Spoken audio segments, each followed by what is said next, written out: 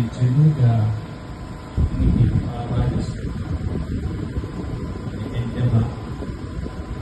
da kwacin waya masu shaye-shaye Allah ya kawo sauki waɗanda kuma suke lalata mana yara da shaye-shaye suke koya musu daba idan masu ne Allah ya shirye su